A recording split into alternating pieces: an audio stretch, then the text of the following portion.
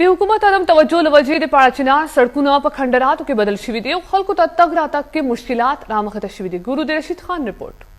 هسې خو صوبایي حکومت د پاړچنار پرمختګ او ماډل سیټي جوړولو غاټې وعدې کړي، خو ولې تر اوسه پورې هغه وعدې ترسره نشوې.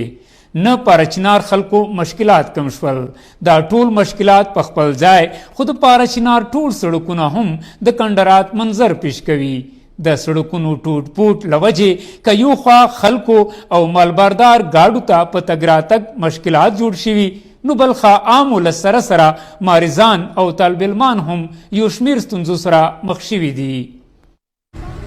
یو تکلیف یې خزه ته واخیم دومره تکلیف ته د پاړچنار اول خدای سره چې ټول پاړچنار روډون ټول دی کاډې دي پرسان حال سوکشتانه کاده سي پرسان حال وای نه مطلب زدا روډونه به نورو لاندې ازلا کې وخت ټوله ټیک ټاک روډونه دي. دا یو واحد پاړچنار دی چې دی کې د هیڅ غي نشته دی، لکه مطلب نالې په نالې او نه روډونه په روډونو نه. د کورمزلي MNA وای چې تر اوسه پورې قبایل سره شوي ایوا ودا هم تر سره نه دی شوي. صوبایي حکومت کوم د هغه دومره خصوصي توجه نه ورکوي.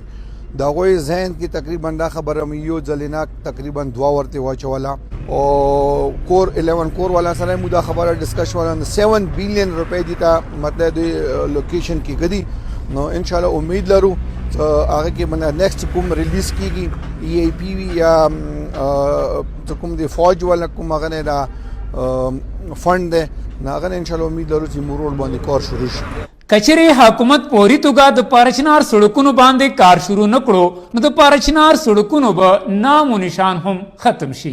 د پاړچنار مختلف سړکونه 50 کاله وړاندې جوړ کړي شوي دي، خو تر اوسه پورې بیا یو حکومت هم په دې باندې کار نه دی کړی. کیمرامین اختشام سره رشید خان، خیبر نیوز، پاړچنار، ضلع کرم. مردان د عبدالولي خان